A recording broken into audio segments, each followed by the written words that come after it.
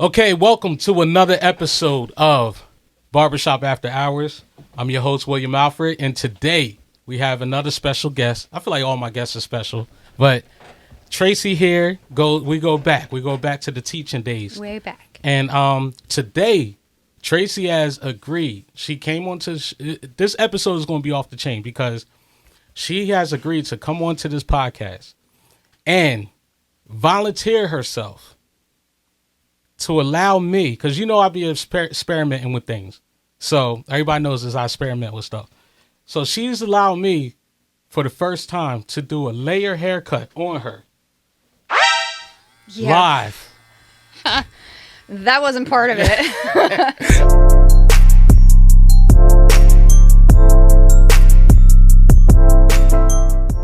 All right, Trace, so we go back, right? Yeah.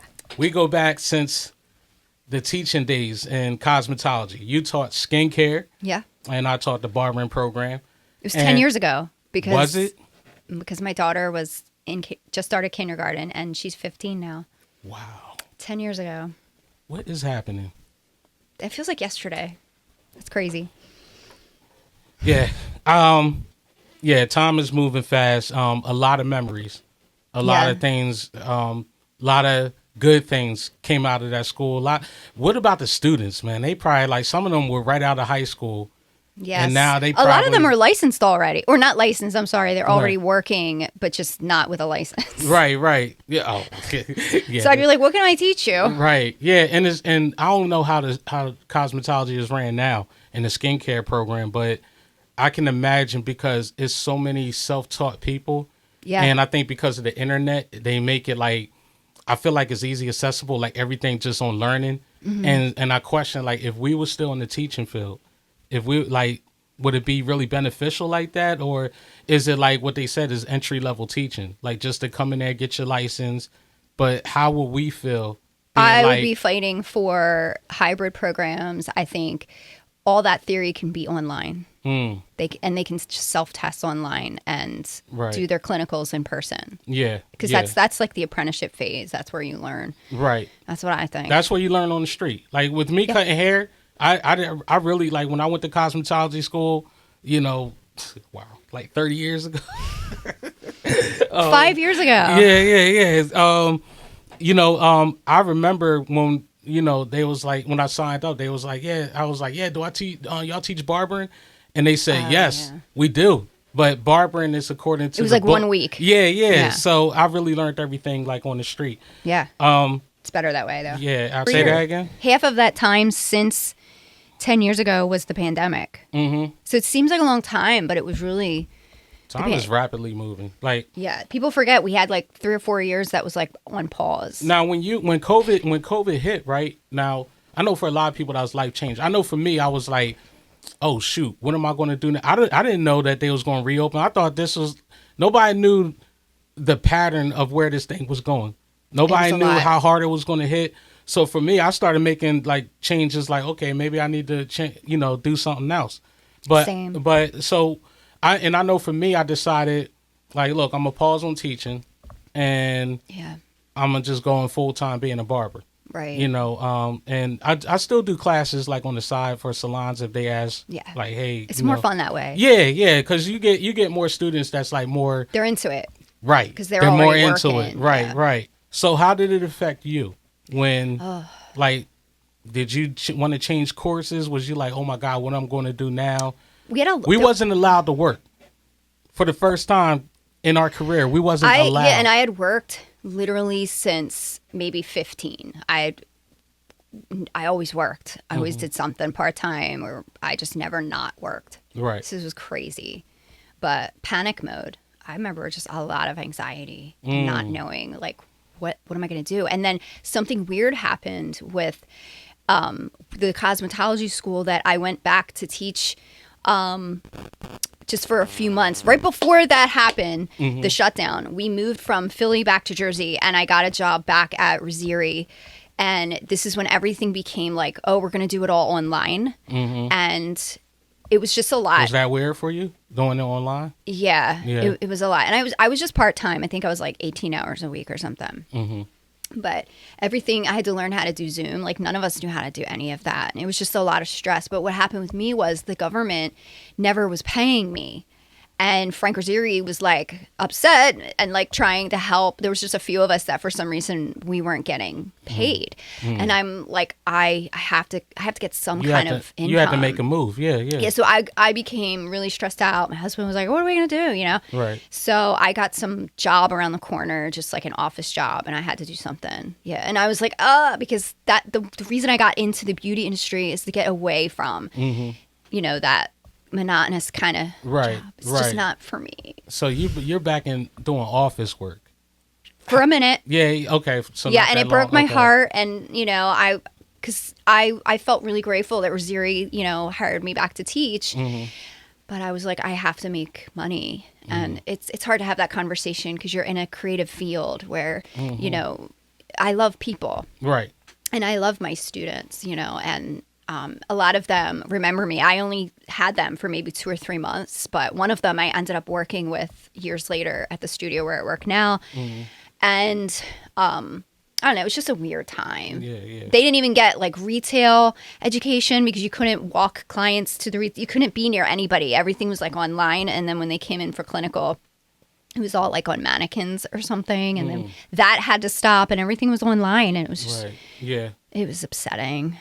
But I wasn't getting a paycheck from the government for a long time. Yeah. Everything was on hold. I was even calling the office up. I found a number to get to the, you know, whoever was up top. And that's what Frank Rosieri was doing. He was like, I know a guy who knows a guy, and I'm really trying. And then I was told, once I got up to the top of the mountain, they was like, you got to wait like everybody else. That's what I was also getting, because I was in PA at the time, so there was probably confusion with like, well, she lives in PA and works in New Jersey, but now she lives in Jersey. Like, it was a mess probably. Right. Yeah. So. That kind of prompted me to then think, okay, I don't want to have an office job forever. You know, like once things started to pick back up and stuff started to open again, I was like, I need to do what I really want to do. And I always want to just kind of work for myself or just feel that I can, you know, maybe be an independent contractor of some kind. Yeah. Anyway, I had to kind of fail a couple times with like what I'm doing and then fail forward. Yes. Yeah. Sorry, we could say that. Shout out to John Maxwell. Shout out to who? John Maxwell. Is that who that is? Yeah, that's one of his statements in one of his books. I had to fail a couple times and be like, this isn't working. Yeah. I was not home a lot, and that was always important. I was a full-time mom. It was like a redirect. COVID was like a redirection. Yeah. Yeah. But I know for me, it made me like, I feel like, you remember when we was teaching, I'll be squeezing in time at the barbershop, then I'll be squeezing time in at the barbershop, and then I'll be like, okay, let me work at the school sometimes till 10 o'clock at night. I know. And then next thing you know, I'm not even home. And my family isn't seeing me till like the end of the week, you know? Yeah. So I think COVID kind of like brightened the value of me being in the family. And your time. Exactly. So it made me kind of like, you know what, I'm going to cut this off. I'm going to do this different. Right. You know what I mean? Yeah. And it's kind of like when you're budgeting. You know, instead of budgeting money, you're budgeting your time. You know, like, okay, how can I be productive? Exactly. You know what I'm saying? Yeah. So, but I'm feeling purposeful. Try not to get on me. It's okay. But with you, so you joined into this new venture, microblading, and if I'm saying it right, and permanent makeup. Yes, and it was just like I was just going forward without. I had made that decision that I thought I could be good at that. I'd always done makeup, and I know I'm pretty good with my hands, with like drawing and stuff. So I thought I'm gonna try this, and I just stayed open to it. So like anything else. What is that though? What is micro? Because a lot of people don't know. I didn't know what it was till I was exposed to it. But what is that? With microblading? So it looks the most natural, but you have to do it properly. Okay. And the studio at the time, Kelly, the owner of Forever Valentine, her brows looked so natural, and it was finally me saying, okay, they're doing something right. They have clients. And it looks like they're having fun. Looks like they're having fun. And I knew she was a mom too. And I just, you know, you just get a gut feeling that this direction is good, you know? Right. And I hadn't listened to that for a long time. When I became a mom, I kind of put that on the back burner, you know? That's how we ended up teaching at Cholet. Like, yeah. Because you're thinking about like, oh, shoot, we got to do something that's like going to get a paycheck and quote be unquote stable. more secure. Yeah. Yeah, and I was just trying to work while she was in school, Right. and you know, be home for when she was after school. I wasn't thinking about embarking on any kind of business venture. You know, that's just a lot of energy. Right. So I had to put it kind of on the back burner. But I'm so glad I did because being a mom is like the first and foremost thing. Yeah. But that's what I love about this industry. It lets you be a parent like as much as you want, as long as you make the time. But you know, but I mean, there's always obstacles, but I always just stayed positive, and I've always trusted in this industry when I listen to my heart and I really follow my gut. I like what you It's never wrong. I like what you said. You said there's always obstacles.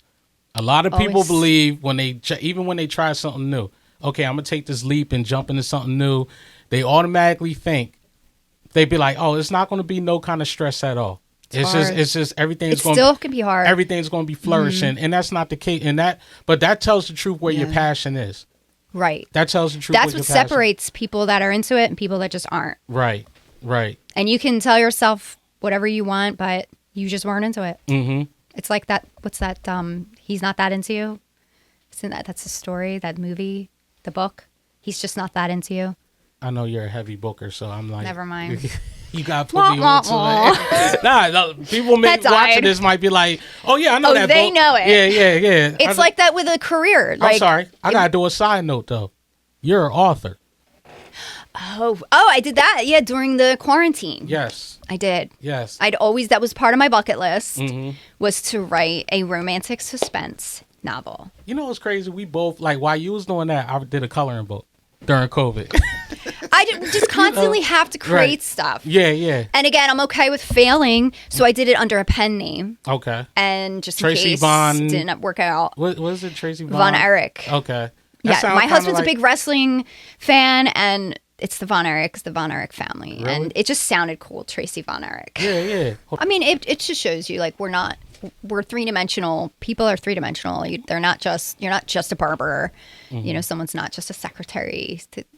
We all have things. Right. You know, that are... But I think that, like, I grew up with, sad to say, man, I grew up around, like, a lot of people that was just like, you got to pick one and stick with it. I know. And then that never worked for me. Yeah, and if you do like a bunch of different stuff, then it's like, oh, that means that, you know, you're falling short. Like, they say jack of all trades, master of none. Yeah. And this and that. But I'm like, I don't know. For me, I feel like everything works out for me.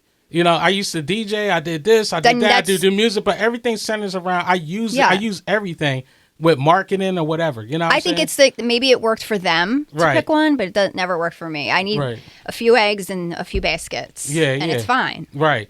So with that being said, this book of yours, you know, that's what was a good thing about Jolie. I had time. And I started writing, and my students... I remember you was writing that thing. Yeah, my students were my muse or something. Like, they would give me feedback. And, really? Oh, my God. We had so much fun. Yeah. Because, again, a lot of them already knew how to wax. They already knew how to do stuff. Right.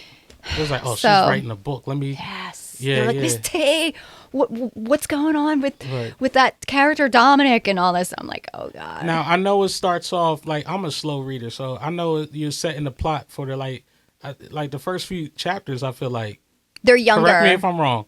Yeah, because I've read, I felt, everybody that I know that are every author that knows me, you know, I get a hold of their book, and then it'll take me years to finish a book. That's okay. You know what I mean? This might not even be your genre. Yeah, because I try to get into, you know, but I was like, I wanted to venture out from, I'm always reading like motivational books and stuff like that. And I was like, no, I want to get into like novels and nonfiction. I mean, nonfiction books and all that. But yours, it started off, you were setting the plot for a few they know each other when they're teenagers, and then stuff happens and they meet up again in their early 20s. So it's like a coming of age, and then they're in their early 20s. Okay. Yeah. Now, could you see this book, like, if it was possible to venture into like a movie Because you know books are always more detailed than the movie. Could you see this as a movie? Really? Yeah, and I didn't write it to make money off of it. It was just something I always wanted to do, you know. And I had a practice book that I did before this. Oh, really? That took me like a couple years. Okay. This one only took me like 6 months. It just was like, I just, you know, I think it's like with this industry, the beauty industry is almost the same, where it's like you just have to get that like brain to hand connection, and then once you don't even think about it anymore, it just comes. It's just you're in the flow. Yeah. You know. Do you see yourself doing more books? Absolutely. Really? And I want to market it. Amazon. It's on Amazon Kindle, but if you, that's where I got my copy. Yeah, and I forget how much you pay, but you can print like 100 copies. And if I really wanted to, I could go to bookstores locally and like market myself. It's energy. That's like, a lot. That's it's where you want to put your energy, and it's just it's a lot. There's a romantic bookstore, the first one in New Jersey, around the corner from my house, that just opened up like 2 years ago. Okay. So the premises of this book is a romantic novel? Yeah, but it's got like it's not like a it's got like murder and crime and okay. Yeah. Okay. Now that we're talking about, I gotta get back into reading this. Yeah, it's a whole thing. Okay. There's a lot going on in the characters, and it's just, that's why it's got the suspense aspect. So but yeah, it was always my dream. Do you dream. carry any physical copies on you, or like if somebody ran into you? Really? No, I mean they can find it on Amazon. What's fun is, I don't know, you remember Tess? She had a prosthetic leg. Yeah. She's on the cover. That's her? Of my book. Wow. On my book, yeah. I did a photo shoot to teach them for like brides and stuff, like outside with natural lighting and the makeup. And I remember just having fun with her and saying like, hey, wrap this brown blanket like a shawl and just like stand there. You just look like a woman of the woods, you know? And she's so fun because she does modeling, so she kind of knew. And so I forgot you used to have that camera too, that DSLR, that for your... I don't know. I don't even remember. Yeah, I remember you used to have the camera in the back classroom. then. I feel like a lot of people in that field in cosmetology, they always... I feel like that's part of the... wanted to make it fun. Right, you know? Yeah. But Tess looks beautiful on the cover, and it was like 5 years later. And I was like, this is the perfect photo for my book. And I reached out to her, and she was like, yes, absolutely. You can use me on your book. That's awesome, you know? And she remembered me writing the book. So she was really excited. Now that you're talking about it, I'm like, shoot, I remember when you was just sitting there on your break and all that, just... Yeah, you gotta say, and I'm like... I wasn't doing it like all day long. I was teaching. Right. But yeah. For those that think we was neglecting our job. Was not. We was not. All right. So back to the microblading, right? And we started to talk a little bit about what is that entail. I like it because it looks the most natural. It's the least, when done properly though, it's the least amount of ink implantation. Okay. But again, it has to be done a certain way. I wanted to go to the best, and it looked to me like this studio was doing it the best. So, I signed up.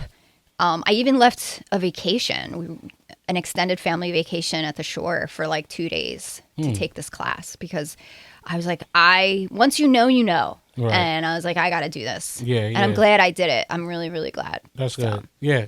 And this is this is what you do now. This is what I do. And I really believe that everything is timing. It was the perfect timing. Violet was older. And you know, she didn't need me as much to be home, and I was able to kind of put a lot of my time into practicing and trying to focus on permanent makeup finally. I used to take my skincare students on field trips to the permanent makeup studio that was in Cherry Hill. It was Beau at the time. Okay. And I used to take them there and say, this is what you could be doing too. No, and not even, did you think back then could you see I wanted to do it so bad. Right. But it's time, it's an investment, and I knew my main job was as a mom and wife, and I wanted to just focus on that for like 10 years. Right. I just did. Right.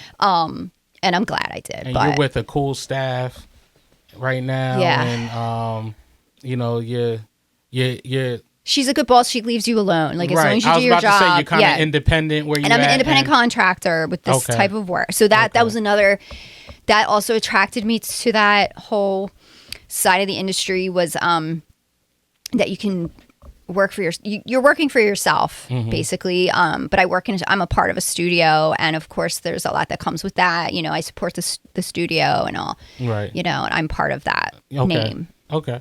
Now, most of your client are they from out your way, or They're from everywhere. They're from everywhere. I get people 2 hours away, Kennett Square, the Shore.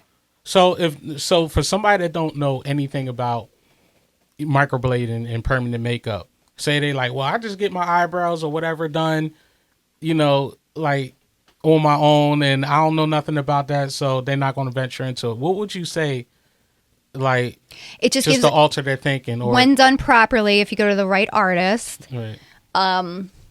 it's just supposed to look like a subtle enhancement. Because people will be like, oh, it's a tattoo. So it is a tattoo. So it is a tattoo. It is a tattoo. Right. Okay. You know what I compare it to? You know, did you ever see the tattoo method done with I think it's called like hand poking? Mm-mm. Oh, forget it. You'll have to edit that out. Nah, it's cool. We're gonna leave that in there. It's done with a handheld. I don't know tool. what that is. So that's why it is to me like it was such a challenge because it's so hard. It is, and a lot of artists kind of give up where they don't. I feel like they don't respect the art of it, and they just decide they're going to do a machine. It's a powder brow technique. It's called. And the problem with that ain't the henna thing, is it? No, that's different. That's like a brow stain. Okay. Brow tinting, brow staining. That's different. This is a tattoo, but it makes it so that every day, I don't have to do anything to my brow. Mine are done, but I don't do anything. Like I can just leave the house without makeup, and I feel like I look a little more put together. Okay. And so busy working moms are most of my clients. You know, I do have some men, but so do they have to like is there like a touch up? There's touch ups, but you can wait 2 years, you can wait 3 years. Like it depends on how you want them to look. So you basically, like, I know you probably give a consultation if people, I'm sure people have 1,000 questions. So I encourage everybody to do a consult because you should get to know the artist. It's like anything. If somebody's doing anything to your body, like a doctor or anyone, you meet with them first. You wouldn't just want to meet them for the first time. Yeah. The day you get it. All right. So we're going to make sure we leave the information so that they can contact you and get this consultation. Yes. Well, my most popular service, I would say, of course, is brows, but equally as popular is the lips, the lip blushing. Okay. It just is amazing. It just brightens up your whole face. Right. It just adds a tint. It's meant to just add a tint of color. It's not supposed to look like lipstick. It's just natural. Okay. So a lot of people get that. So the main thing, eyebrows, lips, lip blush, yeah, and then I do a liner tattoo, but just along the lash line. Cause anything above that, it just can look too much, especially as we get older. Do anybody twitch like while you doing this stuff? No, I would see all of my years working in the spa industry and doing makeup kind of prepped me for this. Oh, okay. And I feel like you gotta have a steady hand. What if you get somebody that's like twitching? I just have techniques, or because there's a thing where if you're not getting enough sleep, when you had that nerve thing, you ever get that where you're not getting enough sleep and you've been sitting there and they're not supposed to. People aren't supposed to have coffee the day of their appointment. Okay, no coffee. They're usually calmer. Okay, some sneak it in, but. It sometimes just causes extra trauma. And what about like aspirin or anything like that? Nah, you don't want no blood thinners. Yeah, because it can make you just bleed a little more and be more sensitive. Okay. But the eyelids don't bleed. There's no bleed. It's just a pinpoint bleeding. It's like a tattoo. You're not like gushing or anything. No weed. What's that? No weed. Oh, I've had a couple of people. It's obvious that they did. Right. I don't. What am I gonna do? Well, you wouldn't recommend it. Before getting the service done. No, nothing that's I don't think that affects your blood. Right. So. Oh, okay. Yeah. But I would like people to be completely 100% because I need to really have a conversation about what you want as your outcome, right.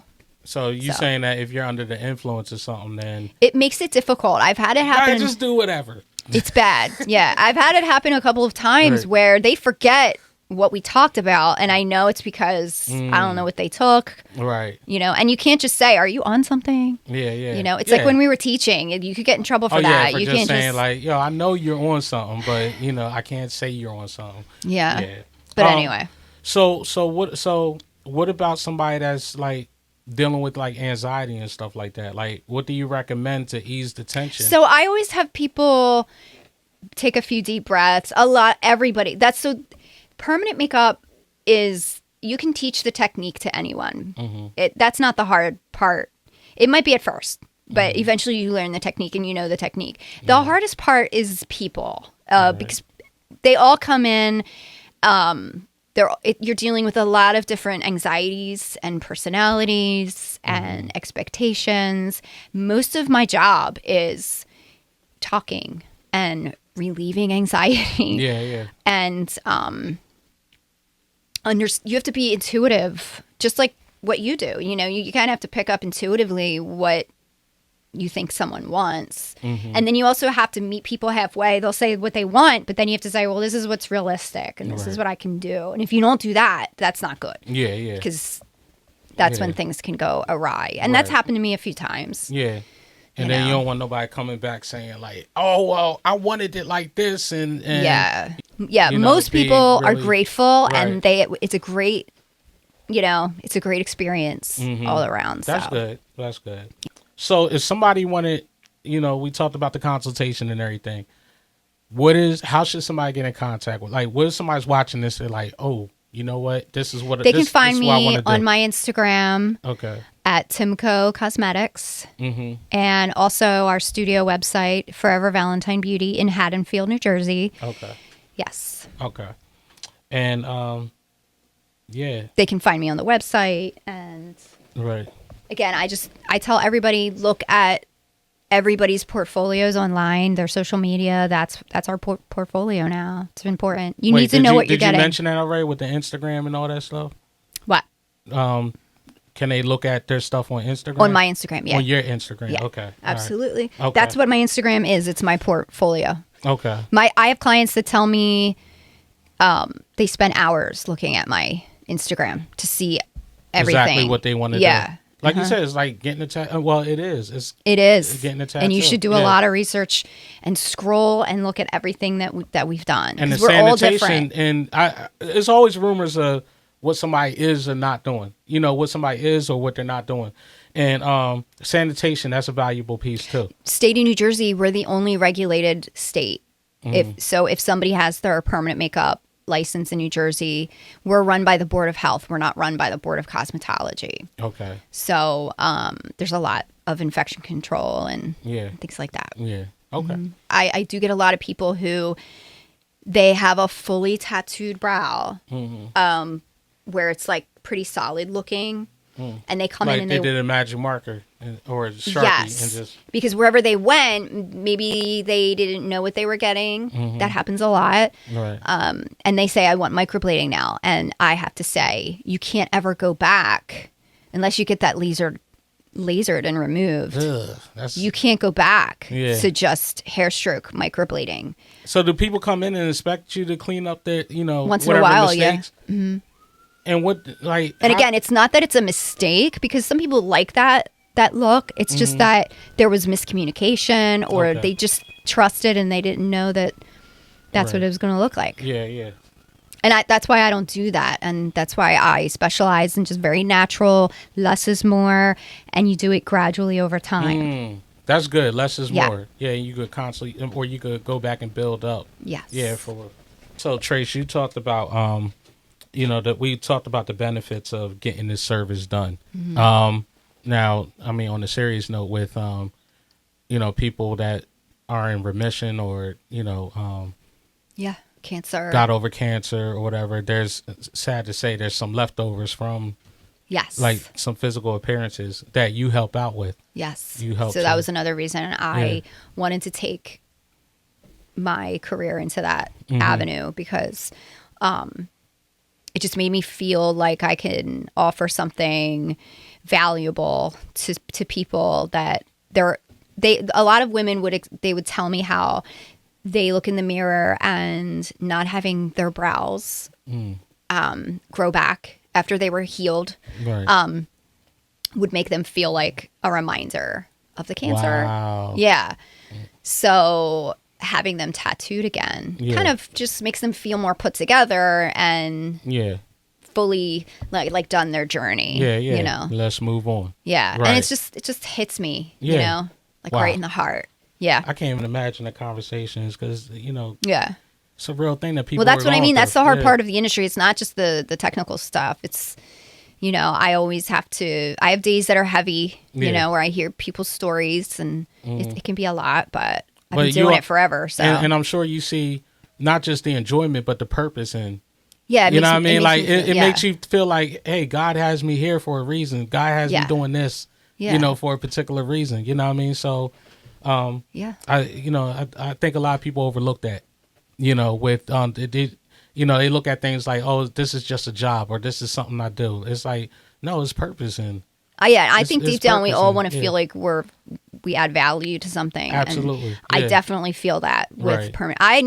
Let's put it this way, I've never thought of leaving or not doing it. Mm-hmm. And other jobs I've had, I was always wondering, like, what more could I be doing? right. I always felt like there was something more I could do. Yeah. Now I'm like, this is perfect. I haven't even looked back. Mm-hmm. I just Yeah. feel so fulfilled in it. And That's and awesome. again, I love that it's hard sometimes. Like I'm showing up for whatever it is that comes Yeah. my way, and I love it. Yeah. Yeah. That's So that's awesome. how I know it's good. Yeah. Great. Yay. Tracy, thank you very much You're for welcome. joining me. Thanks for having today. me. Yeah, we've been talking about this for a minute, you know, and it's good to catch up and I you know, because we know. haven't been around each other since COVID. So thank you very much for stopping through. Thanks. Yeah, Thanks, Will. yeah. So till next time. Bye. Peace. Yay.